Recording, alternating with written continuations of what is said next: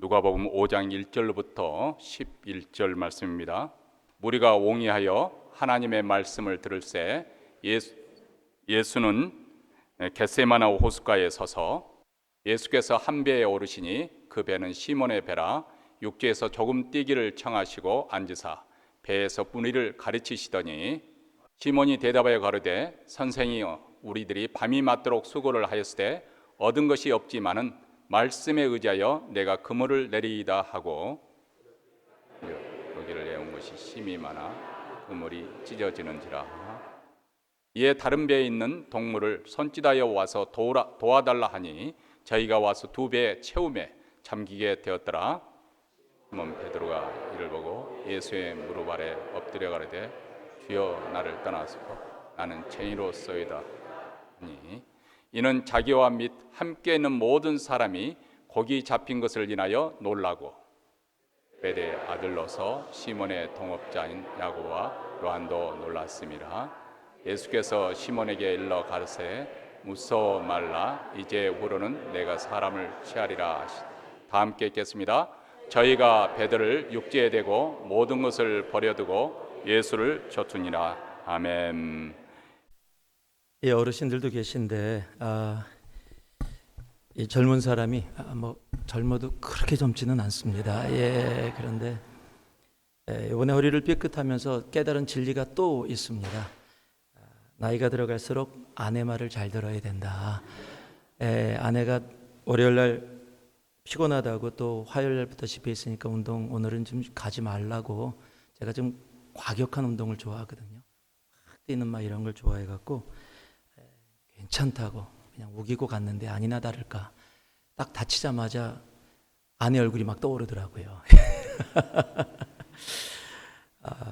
사람은 조금만 다쳐도 참 다치고 없어봐야 우리가 얼마나 부족한 존재인지를 느낍니다. 숙소에 있다가 오려고 양말을 신는 것조차도 너무 힘들어요. 평상시에 아무 상관없이 그냥 신던, 아무 생각 없이 그냥 당연하다고 생각했던 것들이 조금만 부족해도 당연하지 않은 걸 깨닫게 되어집니다. 아마 그래서 우리의 삶 속에 고난과 어려움과 또 그런 부분들이 있는지 몰라요. 우리가 얼마나 연약한 존재인지. 하나님이 허락해 주지 않으시면 우리가 누리는 것이 다 우리 것이 아니라는 사실. 그것을 이번에 하여튼 저는 이번 시간을 통해서 아주 다시 한번 깨닫고 갑니다. 그래서 여러분들과 함께 있었던 짧은 시간이지만 또 오늘 시간을 마지막으로 저에게는 큰 은혜. 이번에 이 지역에 와서 목사님들하고 사모님들이 얼마나 좋으신 분들인지 서로 교제하고 사랑하고 그렇게 멀리 있지 않는 사람인데 가까이 계셨는데도 많이 몰랐었는데 이번에 정말로 여러분들은 복 받으신 분들입니다. 정말 목사님들이 사모님들이 얼마나 좋으신지요. 아멘이 크게 나와야 되는 건데 원래. 예. 자, 우리 옆에 분들에게 한번 이렇게 인사를 나누면서 한번 시작했으면 좋겠습니다. 밝은 미소와 함께 그 옆에 분들에게 자 이렇게 자기 이름을 넣어서, 제 이름이 손경일입니다. 이거 뭐라 그러면 에이 경일이 같은 사람아, 제 이름을 넣으라는 게 아니라 여러분 이름을 넣는 겁니다. 그리고 옆에 분들에게 불러주시는 거예요. 자, 제가 만약에 우리 목사님께 에이 손경일 같은 사람아 이러고 한번 불러주시죠. 옆에 분들에게. 듣는 사람 기분이 조금 애매하시죠? 예, 이걸 어떻게 반응해야 하는지. 여러분, 내 이름을 부르면서 다른 사람을 이야기할 때 과연 다른 사람이 어떻게 반응을 할까? 너를 보면 경일이를 보는 것 같아 라고 했을 때 그 사람이 화를 낼까? 정말 좋아할까? 당신을 보면 이완용을 보는 것 같아. 아마 기분 나쁘실 겁니다. 당신을 보면은 빌 게이츠를 보는 것 같아. 사람마다 생각이 조금 다를 수 있겠지만 또 느껴지는 것들이 또 있을 겁니다. 자, 우리 옆에 분들에게 다시 한번 이렇게 당신을 보면 베드로를 보는 것 같아. 그러고 한번 해봐요. 당신을 보면 베드로를 보는 것 같아.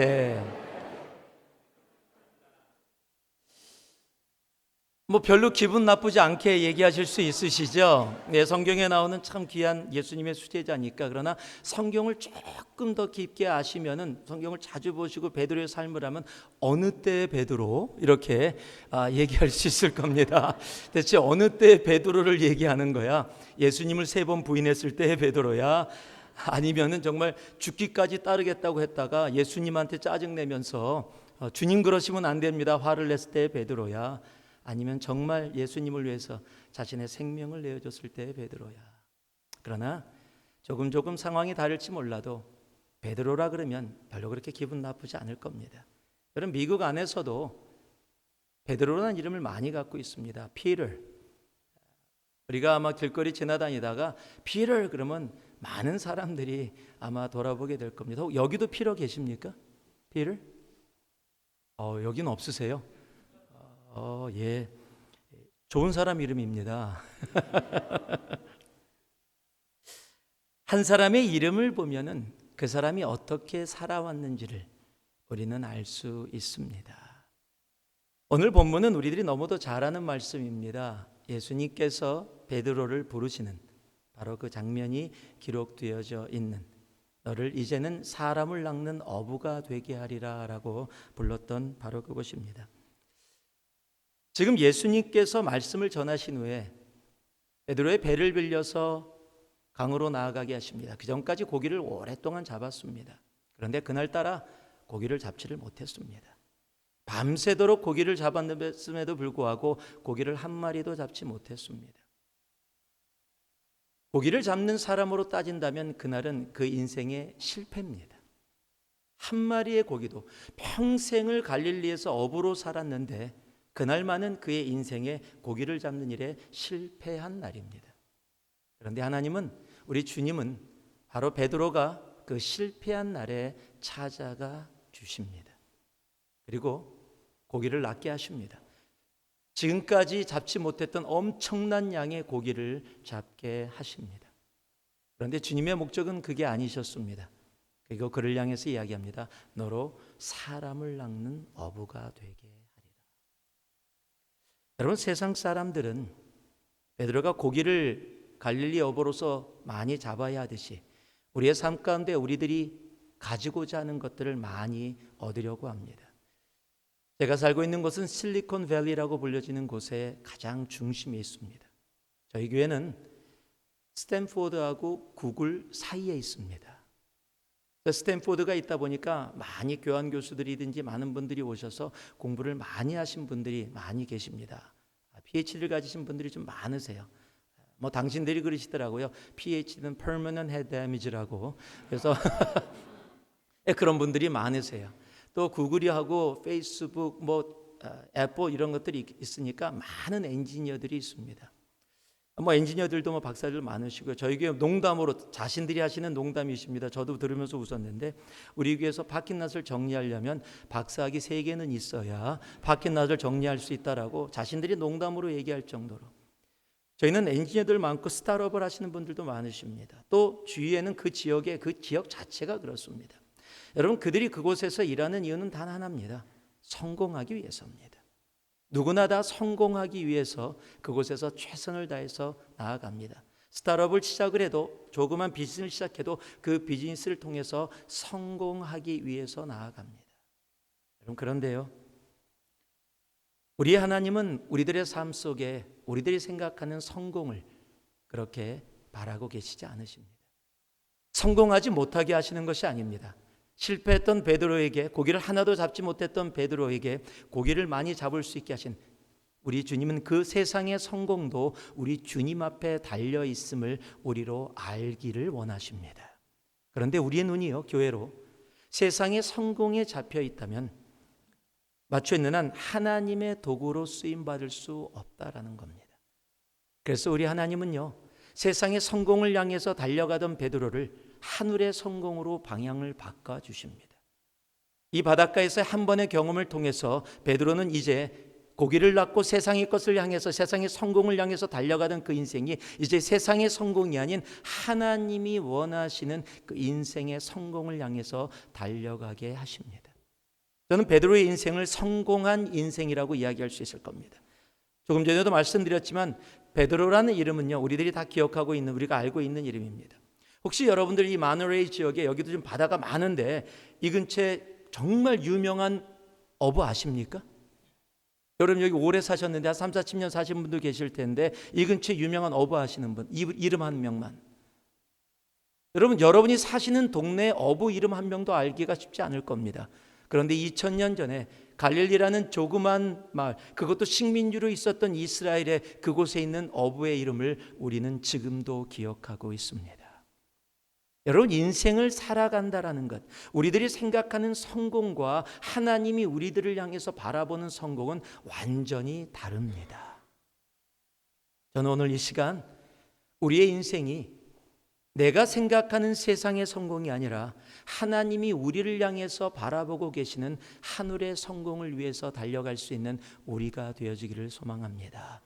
그래서 인생의 전환점이 되어져 우리의 삶을 통해 하나님이 베드로의 삶 속에 아무것도 아니었던 그저 갈릴리의 어부였던 베드로가 전 세계를 변화시키는 일에 쓰임받아 하늘에 성공한 사람으로 섰듯이 우리의 인생이 이 땅에서뿐만 아니라 하늘에 성공한 하나님이 불러주시는 바로 그 이름으로 설 수 있는 우리가 되기를 진심으로 소망합니다. 오늘 이 말씀을 통해서 우리가 볼 때요, 5절 말씀을 보니까 이런 말씀이 적혀 있습니다. 시몬이 대답하여 가로되 선생이여 우리들이 밤이 맞도록 수고를 하였을 때 얻은 것이 없지만은 말씀에 의지하여 내가 그물을 내리리이다. 오늘 여기서 주님께서 우리에게 알길 원하시는 것이 하나 있습니다. 한번 따라해 주시기 바랍니다. 성공이 아니라 성숙이다. 성공이 아니라 성숙입니다. 여러분, 세상이 이야기하는 성숙을 이야기하면은 의존해서 독립하는 겁니다. 우리가 이제 우리 아들 다 컸네, 이제 엄마 아빠한테 정말 의지하지 않고 혼자 그런 일도 하고 다 컸네 라고 이야기할 때 아이가 성숙해가는 모습은 이제 더 이상 다른 사람에게 의지하지 않고 자신이 자신의 힘으로 해나가는 것을 성숙해 간다라고 이야기합니다. 즉 의존해서 독립으로 나아가는 것이 성숙입니다. 그런데 성경의 성숙은 다릅니다. 독립에서 의지로 가는 겁니다. 독립에서 의존으로 가는 겁니다. 성경이 이야기하는 성숙은요, 하나님 없이는 내가 할 수 있는 것이 아무것도 없습니다. 여러분, 이것이 성경이 이야기하는 성숙입니다. 오늘 지금 베드로가 말씀에 의지하여 라고 이야기를 합니다. 영어로 하면 because you say so. 지금 주님께서 그렇게 말씀하시니까 내가 지금 계속해서 고기를 밤새도록 잡았는데 한 마리도 잡지 못했지만 내가 어부라서 당신보다 이 갈릴리 바다를 잘 알고 있지만 그렇지만 because you say so. 당신이 그렇게 말씀하시니 라고 이야기를 하는 겁니다. 여러분, 성숙은요, 내가 무엇을 생각하고 있는가, 내가 어떻게 알고 있는가가 아니라 because you say so. 주님께서 그렇게 말씀하시니 내 뜻이 아니라 주님의 뜻대로 내가 행하겠습니다라고 고백하는 것이 성경에서 이야기하는 성숙입니다. 우리는요, 너무도 주님 없이 내 뜻대로 살아가려고 하는 것이 참으로 많습니다. 언제나 내 의지로, 특히 제가 살고 있는 이 실리콘밸리 지역은 그렇습니다.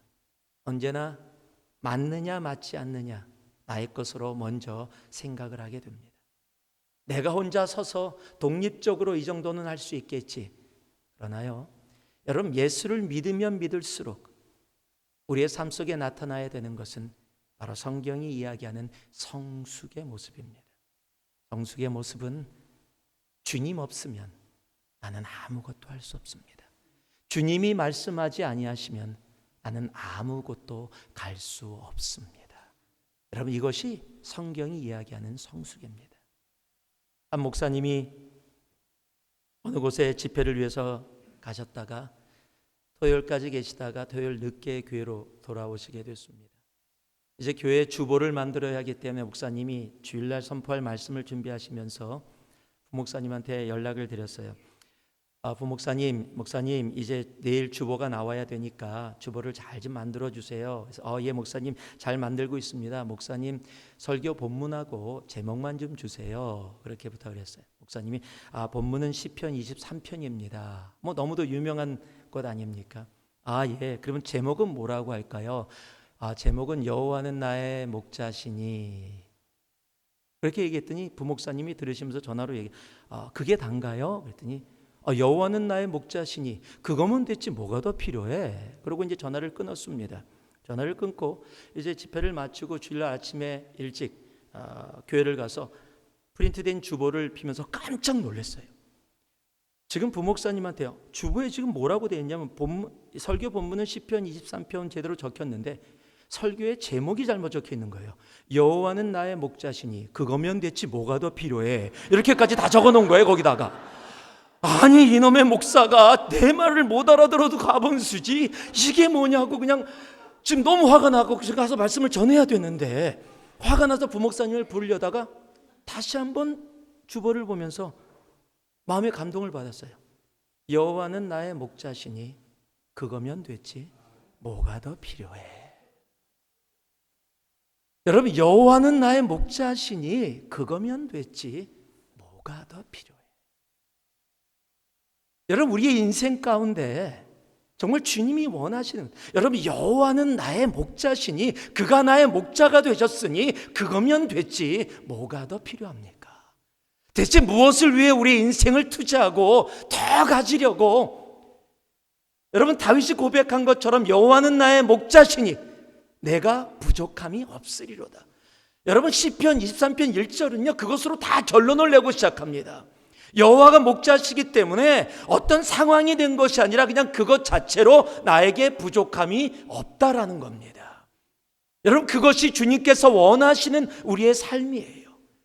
그것이 주님이 원하시는 예수를 믿으면 믿을수록 주님 외에는 나는 만족이 없습니다. 주님밖에는 없습니다. 주님만으로 나는 만족합니다. 여러분 우리 눈에 보여지는 많은 것들 정말 주님의 말씀만을 의지하고 나아갈 수 있는 정말 because you say so 주님이 그렇게 말씀하시니 내가 행동하고 주님이 나의 목자시니 그거면 됐지 뭐가 더 필요합니까?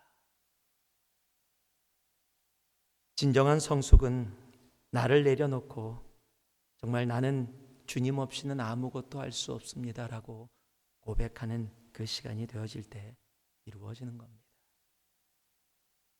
열왕기하 5장을 보면 나만 장군의 이야기가 기록이 되어 있습니다.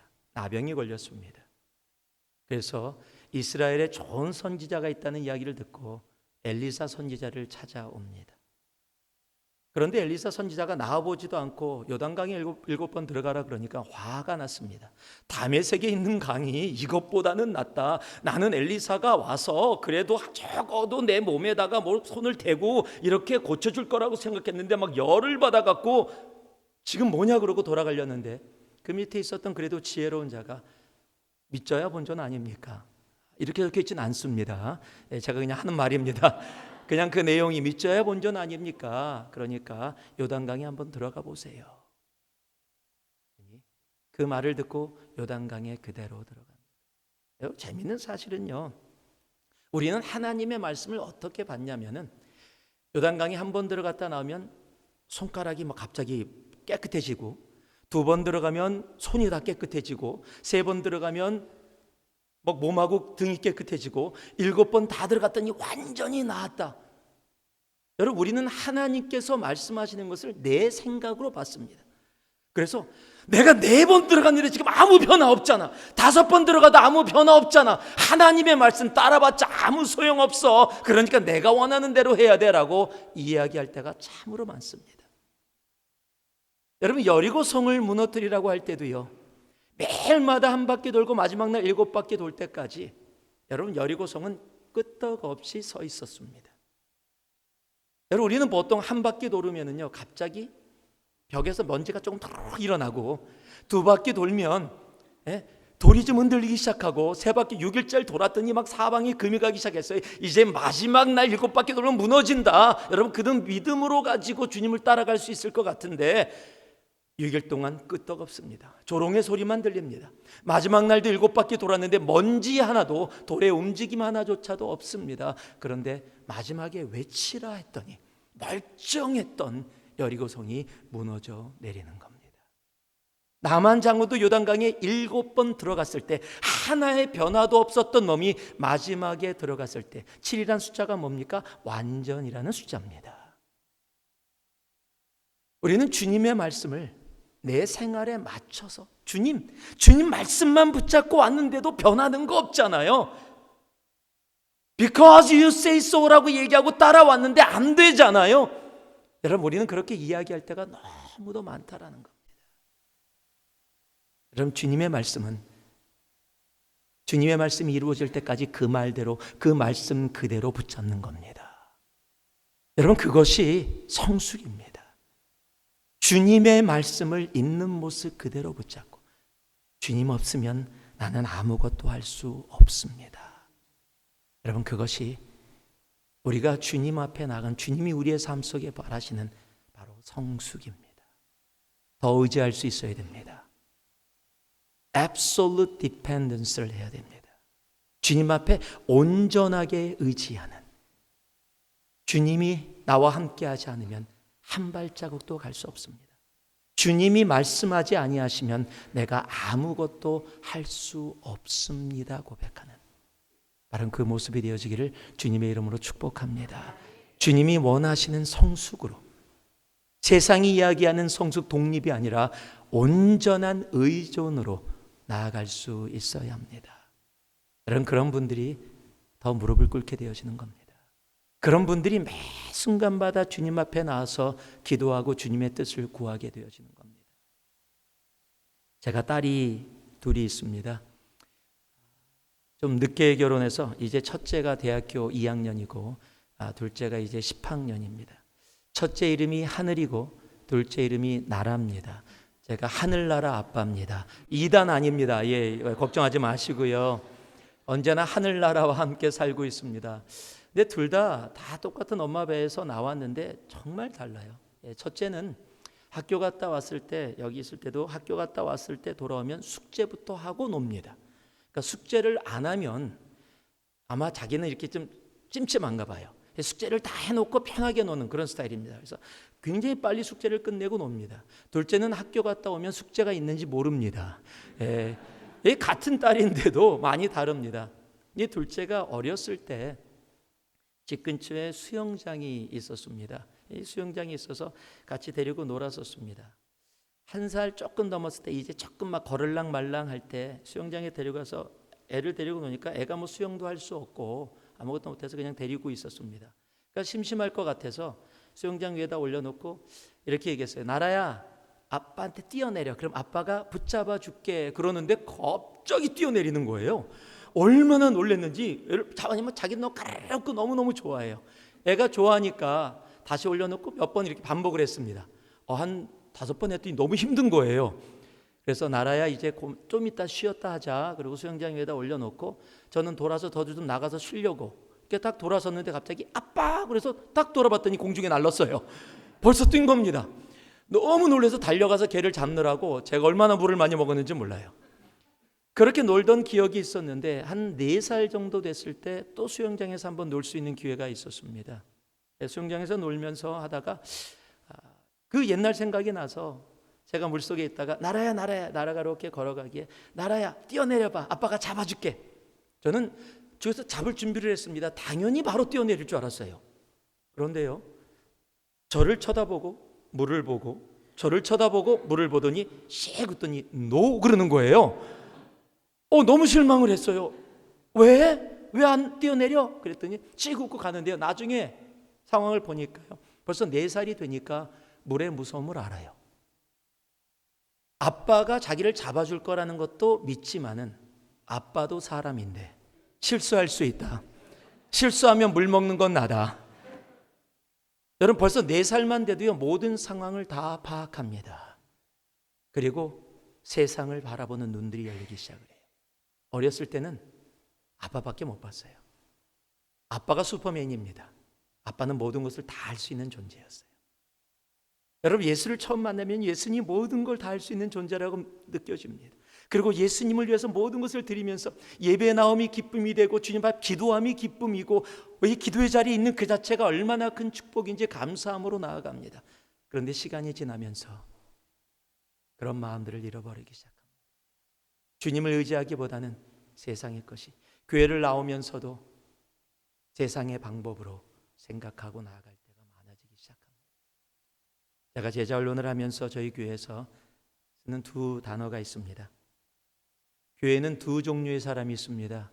하나는 프로교인, 하나는 제자입니다. 프로교인은요, 교회 오면은요 처음에 믿고 굉장히 뜨겁습니다. 그런데 하나님의 말씀 속에 깊게 나아가지 못하고 하나님의 말씀에 의지하지 못하고 주님이 나의 목자신에 내 삶을 온전히 드리지 못하고 교회 활동을 하다 보면 여러분 교회에서 금방 파악이 됩니다. 어느 교회든지 가면은요, 교회 가면 저 장로님이 이 교회는 파워야. 저 권사님이 어떤 분이셔. 야, 여기는 이렇게 할 때 이렇게 해야 돼. 다 파악이 됩니다. 한 1년 지나면 웬만한 거 다 파악돼서 교회 생활하는데 그렇게 어렵지 않습니다. 교회 생활 편하게 할 수 있습니다. 그러다가 열심히 봉사하다 보면 직분도 갖게 되어지고 계속해서 성장하게 되어집니다. 그러나 하나님이 원하시는 것은 그런 교인들을 보길 원하시는 것이 아닙니다. 하나님은 하나님의 말씀만을 붙잡는 제자를 원하십니다. 여러분, 교회 생활에 익숙해지지 마세요. 교회 생활에 익숙해졌다는 것은요, 내 뜻과 내 경험으로 살아가고 있다는 겁니다. 여러분, 교회 생활에 익숙해지지 마시고 예수님께 익숙해지기를 바랍니다. 여러분, 그럴 때요, 예수님 없이는 절대 움직이지 않습니다. 예수님과 함께 가게 되어지는 겁니다. Because you say so. 언제나 주님만을 의지하고 아무리 세상에 어려움이 닥쳐온다 할지라도 주님만을, 여호와는 나의 목자시니 내가 주님만을 의지하고 그 어려움과 환난 가운데서도 주님만을 바라보며 Because you say so. 세상이 그렇게 이야기한다 할지라도 주님께서 그렇게 말씀하시니 세상이 어리석은 길이라고 할지라도 저는 그 길을 순종하고 따라가겠습니다. 여러분, 그것이 바로 주님께서 원하시는 성숙입니다. 정말 성숙한 주님이 원하시는 그런 주님의 제자가 되기를 주님의 이름으로 축복합니다. 주님은 세상의 성공이 아니라 그러한 성숙을 우리들에게 원하십니다. 같은 5절에요, 제가 다시 한번 읽어드리면은 시몬이 대답하여 가라되 선생이여 우리들이 밤이 맞도록 수고를 하였을 때 얻은 것은 없지만은 말씀에 의지하여 그물을 내리리이다. 두 번째로는요, 성공이 아니라 순종입니다. 자, 한번 따라하시기 바랍니다. 성공이 아니라 순종이다.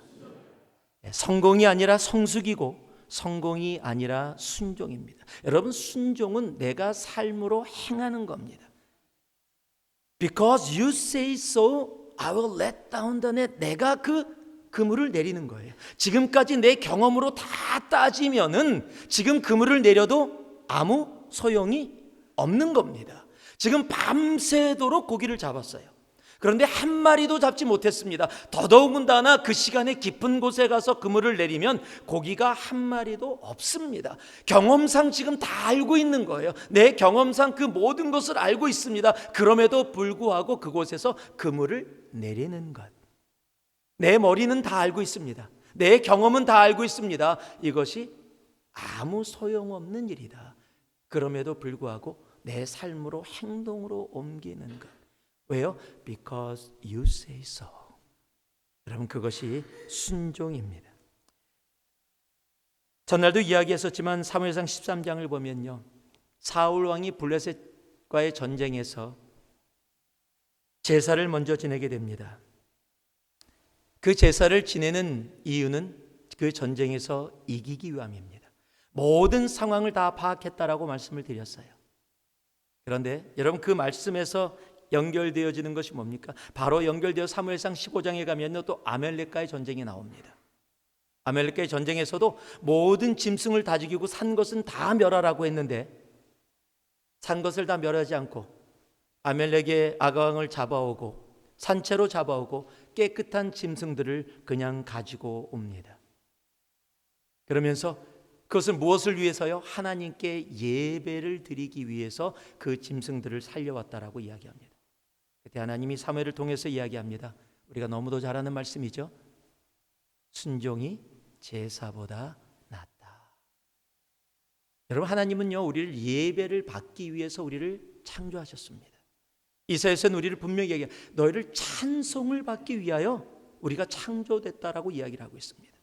하나님은 이 땅 가운데서 영과 진리로 예배하는 자들을 찾으시는 분이십니다. 그럼에도 불구하고 하나님이 정말 우리 예배를 받기를 원하심에도 불구하고 뭐라고 말씀하고 계세요? 그 제사보다, 그 예배보다 순종을 더 보기를 원한다라고 이야기할 정도로 주님은 우리의 삶 속에서 나의 경험이나 나의 이해를 벗어나서 정말로 순종을 보기를 원하시는 겁니다. 여러분, 주님이 우리에게 원하시는 것은 우리의 이해가 아닙니다. 우리의 경험이 아닙니다. 주님은요, 내 이해와 내 경험을 뛰어넘어 우리의 순종을 보기를 원하십니다. 프랑스의 잔 칼망이라는 할머니가 계셨습니다. 그분이 80세가 되셨을 때 그 옆에 살던 존이라는 아저씨가 계셨는데 그 아저씨는 40세였습니다. 근데 할머니하고 옆집에 살다 보니까 서로 교제가 이루어졌고 할머니가 아무 친척이 없음을 알게 됐습니다. 근데 할머니가 80세가 되시고 혼자 참 좋은 집에 살고 계시니까 머리를 굴렸습니다. 그리고 그 잔칼망이라는 그 할머니를 찾아갑니다. 찾아가서 할머니한테 할머니가 그냥 돌아가시면 이 집이, 이 좋은 집이 할머님이 갖고 계신 재산이 다 국가에 귀속됩니다. 왜? 친척이 한 명도 없기 때문에. 그럴 땐 이렇게 하면 어떻겠습니까? 제가 할머니한테 매달 이제 달러로 얘기하는 500불씩 드리겠습니다.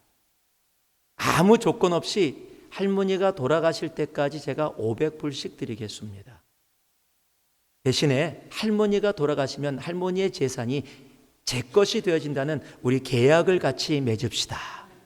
그래서 할머니도 생각하니까 손해날 게 없잖아요. 당신이 돌아가시면 이게 국가로 귀속이 되던 이게 옆집 사람이 가져가던 아무 상관이 없으니까 좋다고 사인을 했습니다. 그 옆집 아저씨가 너무 기뻤습니다. 한번 생각해 보세요. 지금 80세인데 10년을 사셔도 한 달에 500불이라고 하면 1년이면 6,000불, 10년에 6만 불밖에 안 돼요. 그런데 그 집이 그 당시만 해도 밀년이 넘는 집이에요.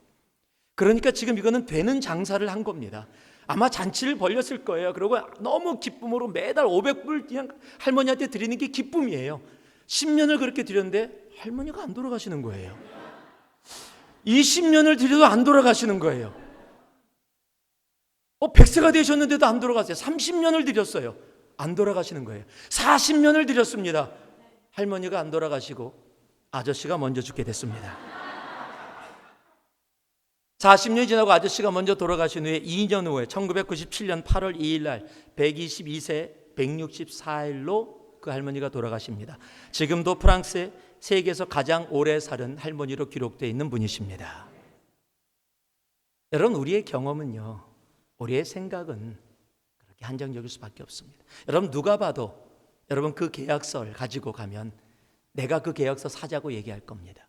누가 봐도 이익이 되어지는, 이건 확실한 계약서입니다. 자기는 40세, 할머니는 80세, 40년 차이입니다. 이건 누가 봐도 내가 오래 살아요. 그렇기 때문에 나에게 분명히 이익이에요. 그런데 현실은 그렇지 않을 수 있다는 겁니다. 여러분, 내 경험과 내 이해로 바라본다고 이거는 정말로 하나님의 뜻이 아니라 내가 이렇게 생각하고 내가 경험했으니까 이 길로 가야 되는 거야. 내가 지금 살아왔던 내 인생이 지금 모든 것을 그렇게 이야기하고 있어 라고 이야기할지도 모릅니다. 여러분, 그러나 그렇지 않습니다. 여러분, 순종은요, 내 이해와 내 경험을 뛰어넘는 겁니다. 순종은 하나님이 말씀하신 그대로 100% 그대로 따르는 것. 여러분, 그것이 순종입니다. 사울 왕이 왜 버림을 받았습니까?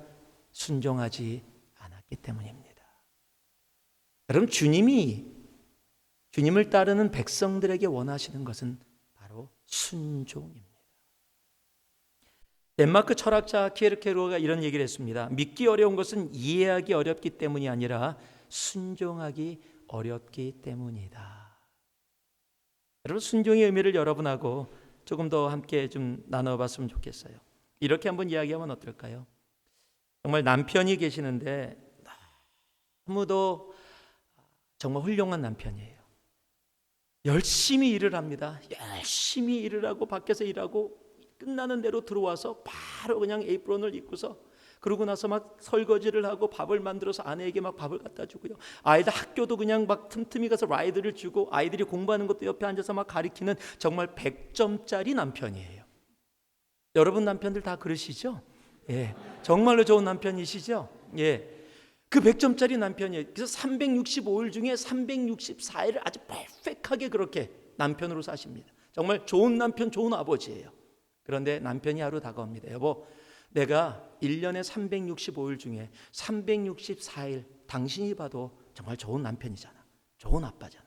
그러니까 하루만 다른 여자하고 있다 올게. 자, 우리 아내들에게 한번 묻겠습니다. 364일 완전한 남편, 완전한 아내. 자, 364분의 365 하면 99.7%, 반올림하면 100% 남편이에요. 하루 정도, 뭐 그 정도 괜찮지? 하루 정도 괜찮죠? 다른 여자분하고 하루 정도만. 네. 왜 대답을 안 하십니까? 대부분 속으로 그럴 겁니다. 죽는다. 여러분, 절대 타협할 수, 아무리 364일 완전하다 할지라도 타협할 수 없는 겁니다. 여러분, 거꾸로 남편과 아내를 바꿔도 마찬가지입니다. 절대 타협할 수 없는 것이 있습니다. 여러분, 순종은요, 주님, 내가 지금 10개 중에 7개, 8개를 순종했어요. 내가 주님이 말씀하시는 대로 because you say so, 제가 정말로 그렇게 깊은 곳에 그물을 던졌고요, 제 인생 가운데 8개를 이 정도면 괜찮은 거 아니에요? 이 정도면 좋은 거 아니에요? 라고 이야기할 쯤을, 하나님 나 그대로 제대로 믿었잖아요. 이 정도면 B 플러스인데요. 여러분, 그것은 주님이 얘기하는 순종이 아니에요. 순종은 순종이어야 합니다. 주님 앞에 있는 모습 그대로 나아가는 것. 내가 10개 중에 7개, 8개를 주님 앞에 순종했으니까 주님 이 정도면 잘 살고 있는 거잖아요. 여러분, 아내나 남편한테 제가 얘기한 대로 그렇게 당당하게 얘기하실 수 있다면 주님 앞에 그렇게 이야기하셔도 됩니다. 그러나 그렇게 할 수 없다면 여러분, 신랑 되신 우리 주님 앞에 신부된 우리들이 결코 그럴 수 없는 겁니다. 주님은 우리의 순종을 원하십니다. 여러분, 주님 앞에 내가 정말 순종의 모습으로 나아갈 수 있길 소망해요. 제가 이 말씀을 이렇게 드리는 이유는요, 다른 우리 삶 속에 순종하는 부분들이 있습니다. 나는 11조를 순종했습니다. 나는 교회 섬김을 순종했습니다. 그런데 사람마다 순종할 수 없는, 아니 순종을 거부하는 분야들이 있어요. 더러는 우리의 자녀들입니다. 우리의 자녀들에 관해서는 주님, 이 부분만은 제가 알아서 하게. 여러분, 주님의 뜻이 아니라 제가 알아서 하게 놔두세요. 사업에 대한 부분만은 제가 알아서 하게 놔두세요. 제가 알아서 하겠습니다. 다른 거 제가 다 주님 앞에 말씀대로 순종하고 있지 않습니까? 아니요. 여러분, 주님은 우리들의 순종을 원하시는 겁니다. 우리의 삶 전체가 주님 앞에 because you say so, 주님께서 그렇게 말씀하시니 내가 깊은 곳에 그물을 내리리이다라는 주님이 원하시는 순종은 나의 마음의 전부입니다. 성경은요, 이렇게 표현될 때가 많아요. All your heart, 우리의 모든 마음으로 주님을 찬양하고 주님을 트러스트하고 온 마음을 다해. 왜 온 마음이라고 얘기합니까? 부분적인 마음이 아닙니다. 대부분이 아닙니다. 온 마음으로입니다. 정말 주님을 향해 그렇게 나아가는 우리의 삶, 하나님은 그 순종의 삶을 우리들에게 원하고 계십니다.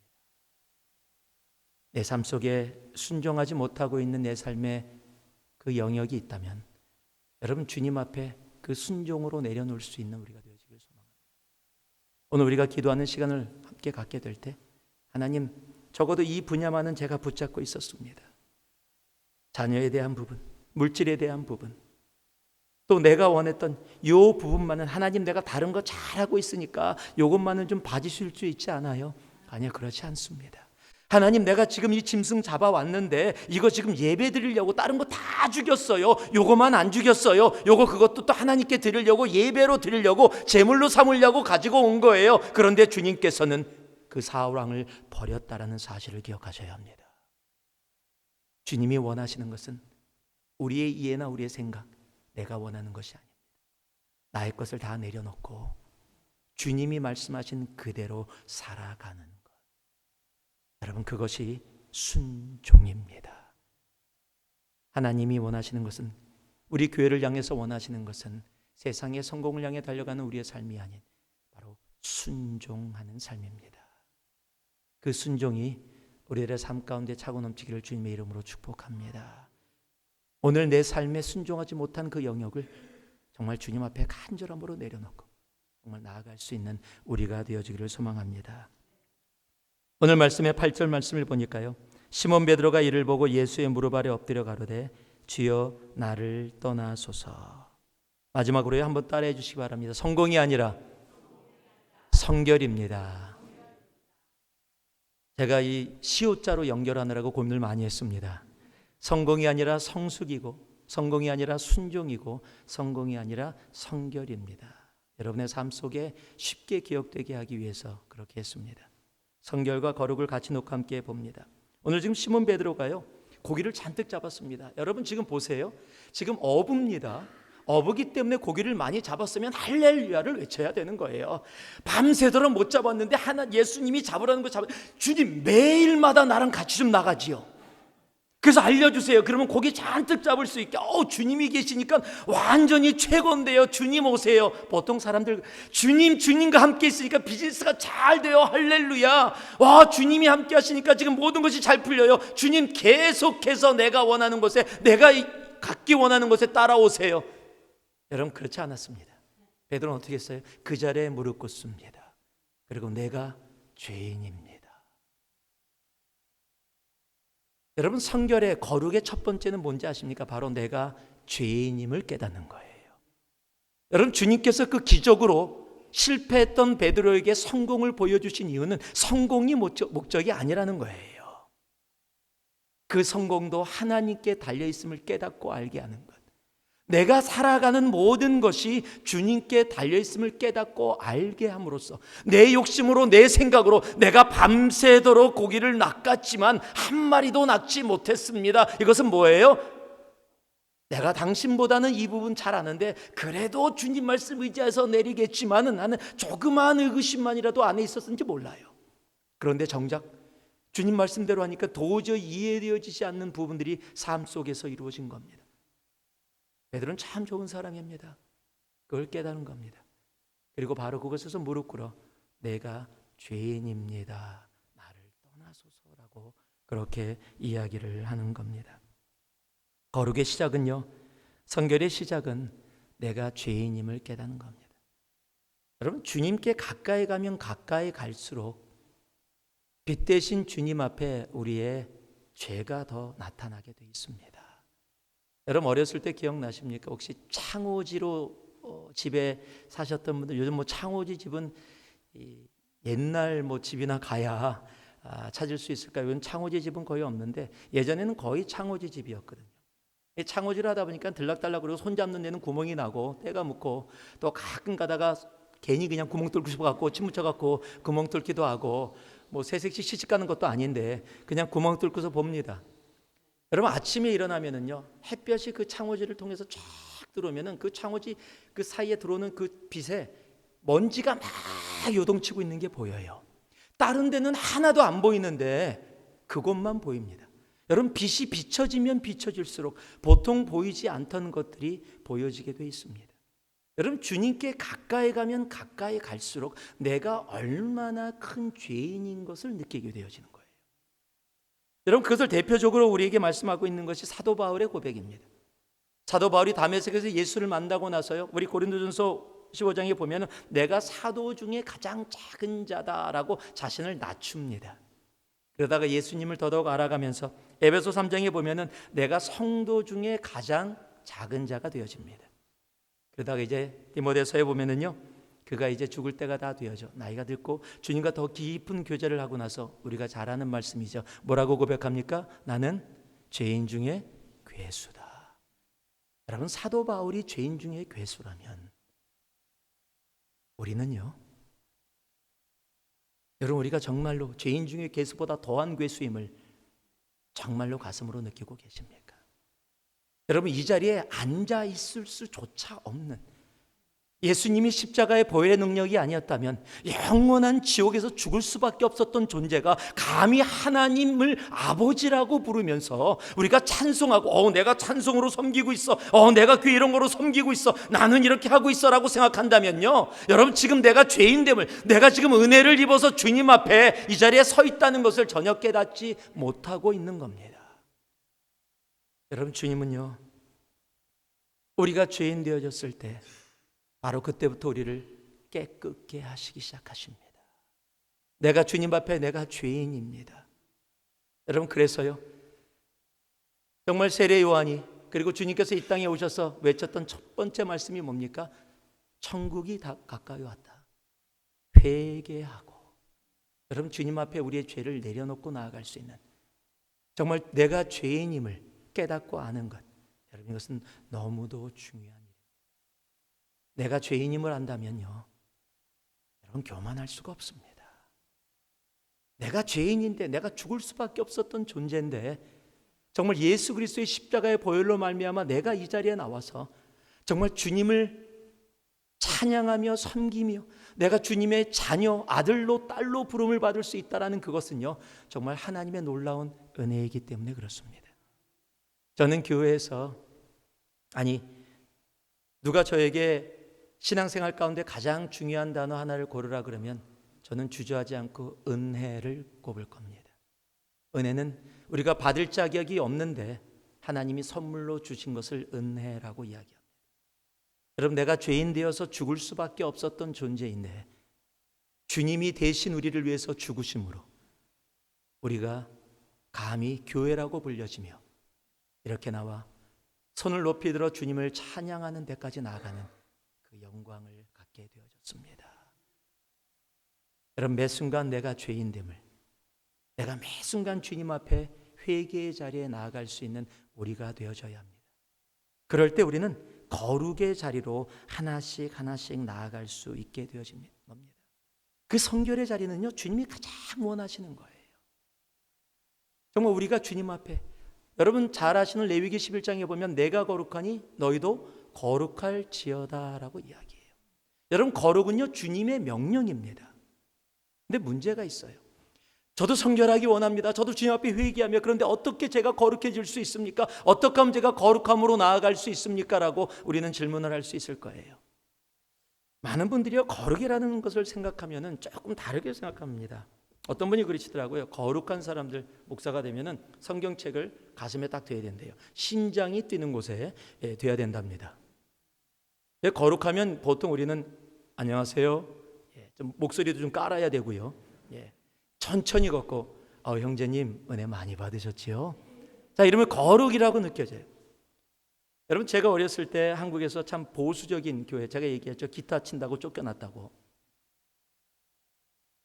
제가 어렸을 때 교회를 가서 예배를 드리면은 목사님들이나 장로님들이 이렇게, 지금 여기 1단으로 이렇게 돼 있지만 보통 이렇게 돼 있고 한 단계가 더 있습니다. 그리고 그 뒤에는 자주색 커튼이 쳐져 있습니다. 그리고 거기는 강대상이 이거보다 훨씬 더 크게 되어져 있어요.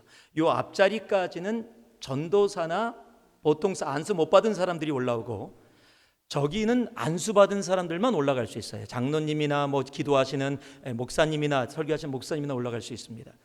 그런데 그곳에 올라갔을 때 꼭 무릎을 꿇고 기도하시고 올라가세요. 그곳에만 카펫이 깔려 있습니다. 저희가 어렸을 때 그 당시에 그런 곳은 카펫은 굉장히 귀한 거였습니다. 어렸을 때 그것을 보면서 저기가 얼마나 거룩한 곳이기에 모든 사람들이 두려워서 무릎 꿇고 저러고 올라가나. 제가 또 궁금하면 못 찾는다고 말씀드렸잖아요. 하루는 몰래 일찍 학교 끝나고 와서 교회 본당을 갔습니다. 내가 저 커튼 뒤에 또 강대상 뒤가 뭐가 있을까? 저희가 왜 거룩한 곳일까? 아무도 학생들이 올라가려면 장로님이 화를 내셨거든요. 거기 올라가지 말라고. 어디 지금 거기 감히 올라가냐고 얼마나 혼났는지 모릅니다. 그래서 원래 아무도 없을 때 올라가려고 그랬더니 또 겁이 나요. 그래서 저도 신발을 벗었습니다. 그리고 올라가서 하나님, 제가 지금 위를 살피려고 합니다. 정말 이곳이 거룩한 곳이라면 뭐가 왜 거룩한지 좀 알려고 합니다. 그리고 딱 올라가서요, 강대상 뒤를 딱 봤더니 이게 웬일입니까? 이렇게 여는 문이 있었는데 문을 딱 여니까 거기에 컵하고 주전자하고 헌금 주머니하고 뭐 이런 것만 있는 거예요. 아니 이게 대체 뭐지? 왜 이곳에서 이거 거룩한 거지? 아, 그럼 커튼 뒤에 뭐가 좀 숨겨져 있나? 커튼 뒤를 딱 여쳤더니 그냥 허연 벽이에요. 저쪽에 그냥 거미줄까지 져 있더라고요. 얼마나 당황했던지, 아니 왜 이곳이 거룩한 곳이지? 대체 이게 왜 거룩이지? 왜 그곳에서는 신발을 벗고 올라가야 되고 막 이런 모습이었지? 왜 이런 게 거룩이지? 저는 목사님이요, 축도를 하실 때 이렇게 딱 하면 우리가 다 눈을 감아요. 믿을지어다 끝나고 나면은 눈을 좀 있다가 성가대가 찬양을 하고 눈을 딱 뜨면은 목사님이 저기 앞에 가 계신 거예요. 저는요, 목사님이 축지법 하시는 줄 알았어요. 어떻게 축도할 때 목사님이 걸어가실까라고 상상조차도 못했습니다. 그런데 어느 날 눈을 살짝 떴더니요, 있을지어다 그러더니 탁탁 챙기더니 막 걸어 내려가시더라고요. 아, 목사님이 어떻게 기도할 때 걸어가시지? 그러니까 저희가 생각했던 거룩이란 모습 속에서 갇혀 있는 거예요. 아, 거룩은 저렇게 가운을 입고 목소리를 낮추고 이렇게 큰 강대상을 갖추고 골튼을 치고 이런 식으로 하면 거룩인가? 여러분, 십계라는 영화를 보셨습니까? 여러분, 십계라는 영화를 보게 되어지면은요, 이제 모세가 시내산에 십계명을 받기 위해서 올라갑니다. 그러면 시내산 딱 정상에 서고 돌판을 딱 두 개를 들고 있는데 하늘이 구름이 쫙 동그랗게 갈라집니다.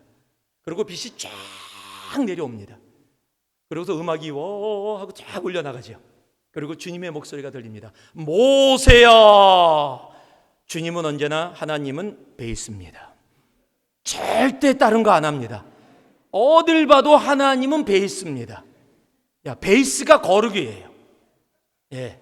모세야! 그럼 모세가 탁 무릎을 꿇고 주여! 그럽니다. 그런데 한번 상상해 보세요. 모세가 산에 올라갔는데 하늘문이 쫙 열리고 음악이 펴지면서 빛이 쫙 비치고 하나님의 목소리가 모세를 향합니다. 모세야! 모세야! 여러분, 만약에 그러면 어떻게 하시겠어요? 저 같으면요, 사탄아 물러가라 그랬을 거예요. 왜? 우리가 알고 있는 거룩한 하나님의 음성은 베이스여야 되는 거예요.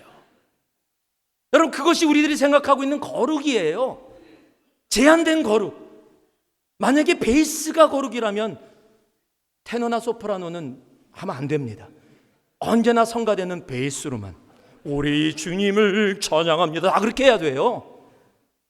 여러분, 우리들이 만들어낸 거룩이라는 그림 속에 갇혀서 거룩이라는 모습이 교회에 와서 아유 성도님, 형제님, 자매님, 집사님, 아유 사랑합니다, 할렐루야, 여러분, 이렇게 얘기하는 것이 거룩이라고 한다면 우리는 이미 다 거룩한 사람일 거예요. 여러분, 거룩은 하나님의 캐릭터인데 인간이 가질 수 있는 캐릭터가 아닙니다. 그럼에도 불구하고 성경은 우리를 향해서 거룩하라라고 말씀하고 계세요.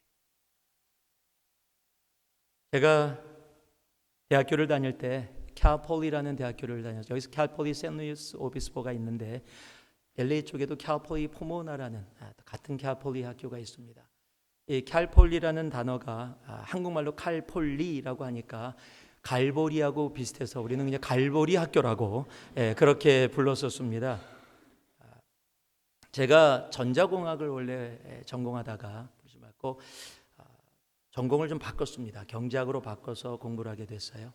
경제학으로 바꿔서 공부를 하면서 이제 경제학 전공 과목 마지막 클래스를 택하는데 점수를 잘 받아서 좀 잘 졸업해야 되는 그런 상황이었습니다. 근데 시험 문제가 나오는데 이 선생님이 그냥 페이퍼를 쓰라 그러면 오히려 더 쉬울 텐데 이분은 사지선다를 내세요. 사지선다라고 하지만 사지선다보다는 육지선다, 칠지선다가 정답입니다. 1번에 A, 2번에 B, 3번에 C, 4번에 D, 5번은 A and B but C, D, all of above, none of above, 이런 식으로 하니까 주관식이 훨씬 쉬워요. 이 객관식이 더 어려운 거예요.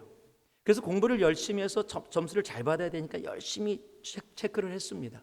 그런데 한 문제에 딱 걸렸는데 도저히 다른 거는 분명히 아닌데 3번인지 4번인지 도저히 모르겠는 거예요. 막 고민하고 아무래도 떠오르지 않아요. 그럼 마지막 방법으로 어떻게 했냐면 문제가 있으면 문제를 갖다가 그 답의 숫자만큼, 답이 7개 중에 하나를 고르는 거면 알파벳을 7개씩 잘랐습니다. 이렇게 줄을 그어서 자릅니다. 컨닝하는 방법 중에, 컨닝이 아니라 답을 찍는 방법 중에 하나입니다. 쭉 하고 딱 남았는데 이게 웬일입니까? 3개가 남은 거예요. 제가 3번과 4번 중에서 지금 답이 뭔가 헤매고 있었는데 이것도 우연의 일치라고 한다면 엄청난 우연의 일치잖아요. 그리고 제가 기도했었거든요. 제 라스트네임이 손입니다. 영어로 SON을 씁니다. son입니다. 하나님, I'm son of you, Lord. 제발 좀 답을 달라고. 그럴 때 우리 주님은 언제나 조용하십니다. 그런데 할 수 있는 방법을 다 동원했는데 떠오르지 않는데 그렇게 하니까 3번이 나온 거예요. 그래서 3번에다 동그라미를 치고 됐다, 이제 내가 할 수 있는 거 다 했다.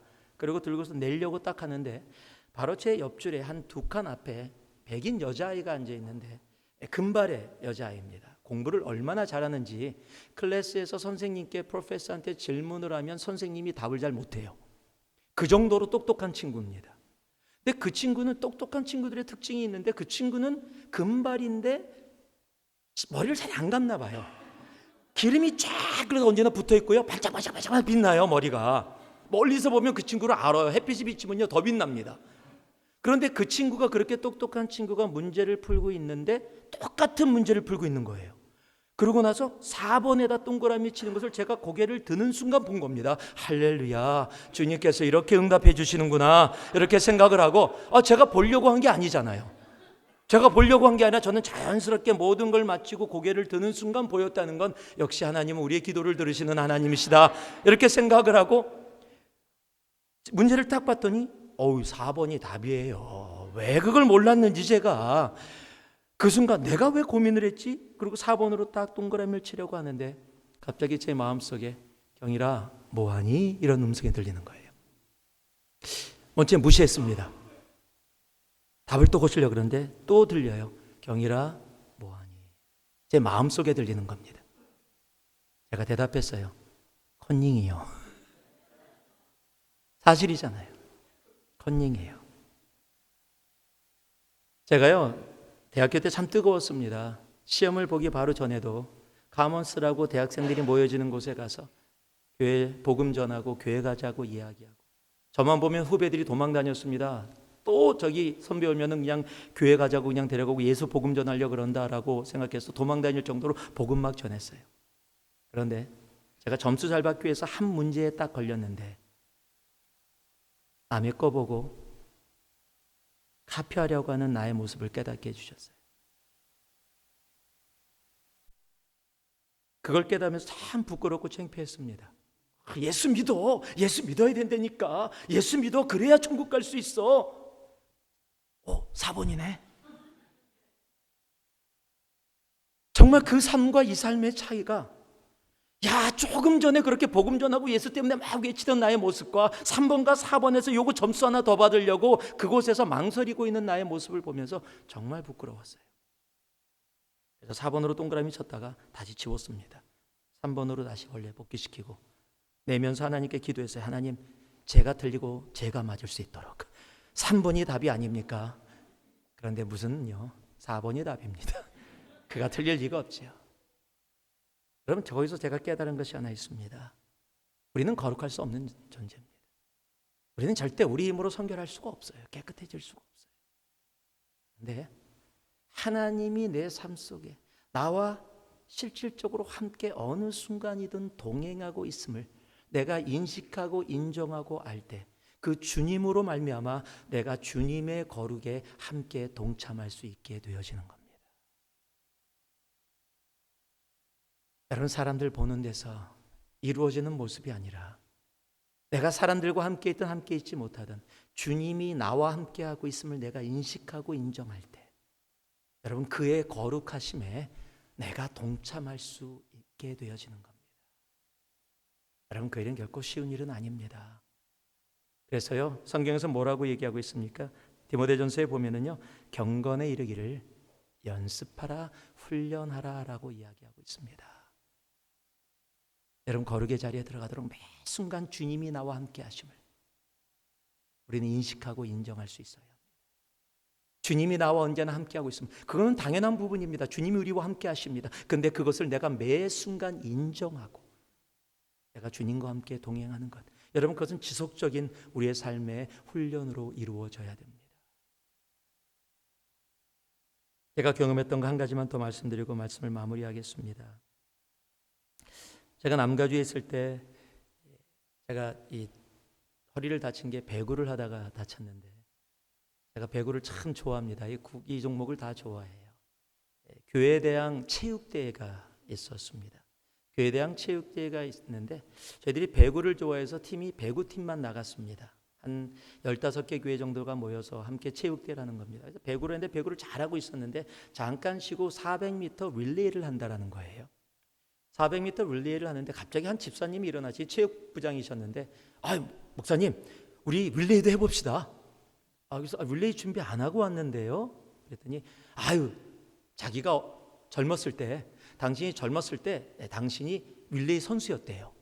그리고 지금 체육부 팀장을 하고 축구를 매주 조기 축구를 나가시니까 그러시냐고, 당신이 좀 몇 명 뽑아서 하겠다고 그러시라고. 남자 3명이 여자 1명이 같이 뛰는 릴레이인데 한 사람이 100m씩 정도 뛰는 겁니다. 그런데 마지막 사람이 한 200m 뛰게 되어 있는 건데 고르더니 다 순서 매기더니 자신이 마지막으로 뛰겠대요. 자, 400m 릴레이에, 그러니까 그 릴레이를 뛸 때 마지막 주자가 가장 잘 뛰는 사람이에요. 조금 부족해도 또 따라잡을 수 있기 때문에. 그래서 자신이 있어서 그렇게 하시나 보다 그러고 구경을 갔는데 갑자기 첫 번째 형제가 뛰었는데 1등으로 버튼 체지가 된 거예요. 두 번째, 세 번째도 거의 한 100m가 남았으면 50m를 앞선 거예요. 그러니까 저희들이 상상도 하고 있지 않다가 지금 릴레이에서 1등을 하게 된 거예요. 갑자기 앉아있다가 일어나갖고 막 가갖고 집사님이 탁 이렇게 하고 있고 막 뛰어오고 있으니까 집사님만 잘 뛰면 우리 1등이에요. 그랬더니 걱정하지 말래요. 딱 받으셨어요. 부탄을 딱 받자마자 뛰는데 우리 모두 다 넘어졌잖아요. 거짓말 하나다. 이건 좀 보여드려야 되는데 이건 말로 표현이 안 돼서요. 부탄을 딱 받고서 뛰기 시작하는데 이러고 뛰시는 거예요. 뒤에 사람이 포기했다가 그 모습을 보고 자신감을 얻어서 뛰기 시작해갖고요, 1명, 2명, 3명 다 패스해갖고 꼴등했어요. 완전히 1등으로 하다가 꼴등을 했어요. 우리들이 가서 집사님한테 그냥 막 뭐라고 그랬어요. 그날 제가 돌아와서 교회에서 설교를 하면서 누구라고는 얘기 안 하겠지만, 그래서 제가 예화를 통해서 막 얘기할 정도로, 그래서 그 집사님이 굉장히 막 창피해하고, 그리고 1년이 지났습니다. 1년이 지난 후에 또 체육대회를 나가게 됐어요. 같이 나가서 배구를 하는데 배구를 다 잘하고 있었습니다. 근데 작년에 릴레이에서 그렇게 졌던 게 조금 아쉬웠어요. 이번엔 제가 우리 한번 릴레이 해보자 라고 얘기를 했습니다. 근데 사람들이 좋대요. 3명을 뽑았습니다. 그리고 제가 자진해서 제가 마지막 주자가 되겠다고 얘기했습니다. 제가 달리기에는 정말 자신이 있습니다. 왜냐하면 100m를 제가 12초 안에 끊었었어요. 달리기를 굉장히 자신 있었고 또 배구를 해서 몸을 풀었으니까 충분히 가능하다라고 생각을 했습니다.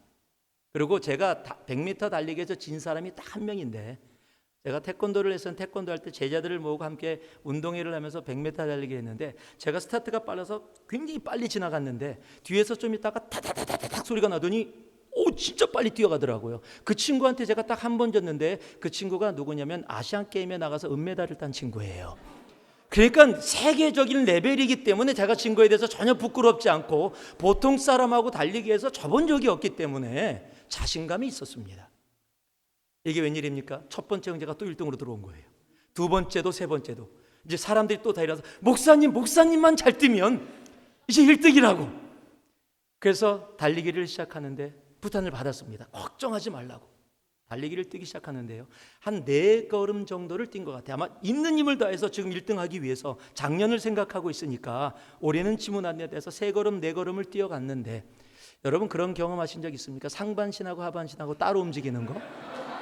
제가 태어나서 처음 경험했는데요, 순간적으로 스쿼트를 하니까 안 쓰던 다리 근육이 놀란 거예요.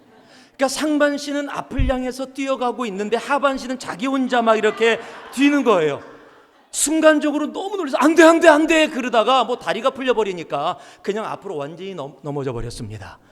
그때 저희 첫째 딸이 4살인가 아빠 뛴다고 막 아파 그러다가 막 딸 울리고요. 제가 넘어지니까 뒤에 오던 사람이 다 지나갔어요. 첫 번째 분은 꼴등이지만 그래도 골라인을 지났는데 저는 가지도 못하고 바닥에 엎어져 있었습니다. 일부러 못 일어났어요. 창피해갖고 가만히 있었어요. 우리 성도들이 다 오셨습니다. 동그랗게 저를 둘러싸더라고요. 그러더니 막 웃으면서 그래요. 목사님, 역사는 반복됩니다. 여러분, 그 집사님과 제가 가졌던 마음이 있어요. 저는요 정말 자신 있었어요. 저는 100m 달리기 정말 요만큼도 의심하지 않았었습니다. 그 집사님도 자기가 마지막으로 뛰겠다고 했을 땐 요만큼도 의심하지 않으셨었어요.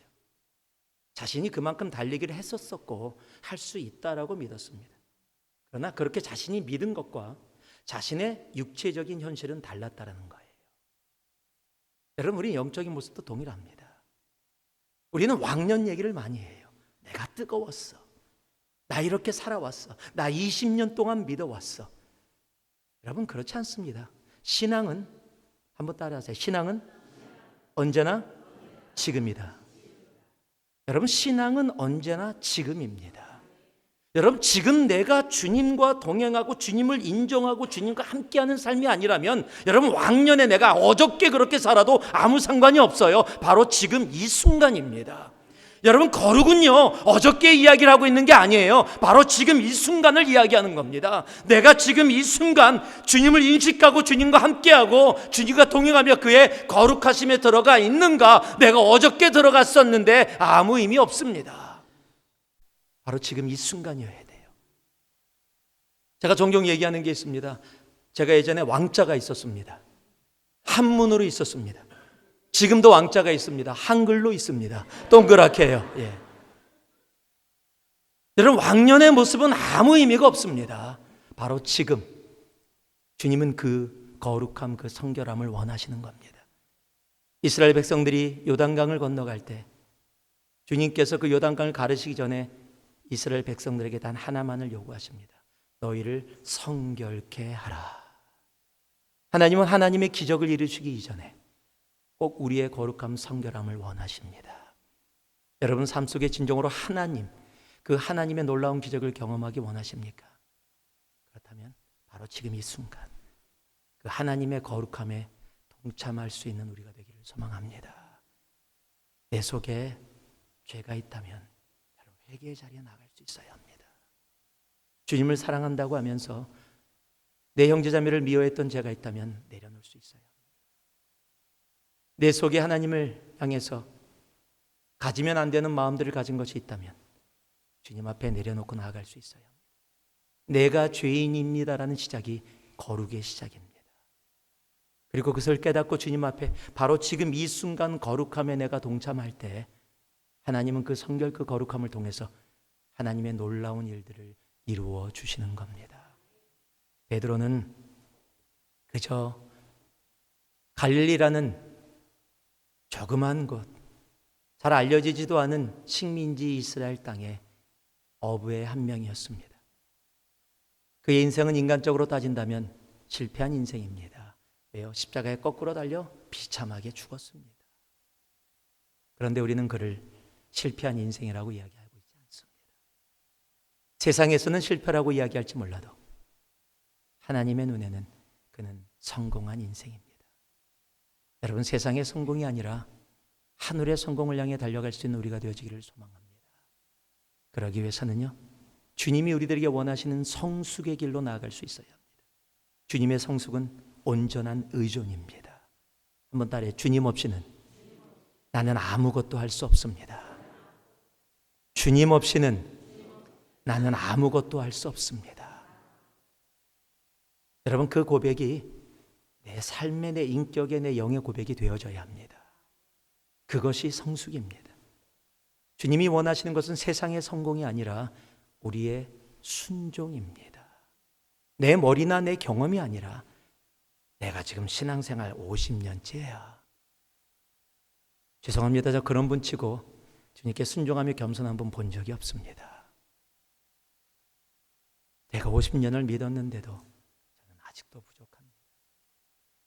그저 말이 아니라 정말 진심으로 고백되는 그 삶 속에 여러분, 주님께 내 의지나 내 경험이나 내 머리나 그런 것을 의지하지 않고 정말 주님이 말씀한 그것을 그대로, 세상이 어리석은 것이라고 해도 그대로 따라서 나아가는 그 길, 주님은 그 순종을 원하십니다.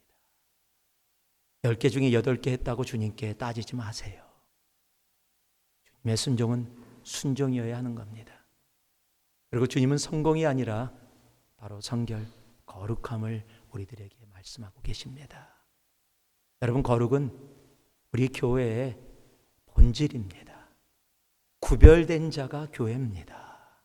어둠에서 불러낸 자들이 교회입니다. 거룩을 잃으면 교회는 교회일 수 없는 겁니다. 그 거룩함은 과거에 내가 어떤 경험과 어떤 삶을 살았느냐가 중요한 것이 아니라 바로 지금 이 순간 그의 거룩하심에 내가 참여하고 있는가. 여러분, 그 성결함, 그 거룩함으로 나아갈 수 있는 우리가 되기를 주님의 이름으로 축복합니다. 교회는 성공이 아닙니다. 교회는 성숙이고 교회는 순종이고 교회는 성결입니다. 3일 동안 교회에 대한 말씀을 나눴습니다. 지금 이 시대는 교회가 참으로 힘들고 어려운 시대입니다. 기독교를 개독교라고 이야기하고 있습니다. 개하고 비교하고 있습니다. 한국에 나갔더니 한국에서는 교회를 이야기하면서 크리스찬이라고 이야기하는 것조차 부끄러워하는 사람들을 많이 봤습니다. 기독교 그러면 예전에는 그래도 좋은 사람들, 내가 믿지 않아도 라는 의미는 있었는데 이제는 그런 의미조차도 사라져가고 있습니다. 그런 시대에 하나님이 우리를 교회로 이 자리에 있게 하셨습니다. 여러분, 세상이 어쩔 수 없다라고 외쳐도 어떠한 상황에도 우리는 주님으로 인해서 어쩔 수 있는 인생임을 기억하시기 바랍니다. 그리고요, 정말 교회는 두 번째 뭡니까? 어저께 저녁에? 교회는 다른 것으로 살지 않습니다. 하나님이 말씀하시는 믿음으로 사는 겁니다. 그리고 교회는요, 세상의 성공이 아닙니다. 세상의 성공은요, 정말 세상에서 얼마든지 하는 사람들 많이 있습니다. 그러나 교회는 하늘의 성공, 성숙이고 순종이고 성결의 성공을 이룰 수 있는 우리가 되기를 주님의 이름으로 축복합니다. 우리가 교회입니다. 하나님의 교회로 이 땅 가운데 온전히 나아갈 수 있는 우리가 되기를 주님의 이름으로 축복합니다.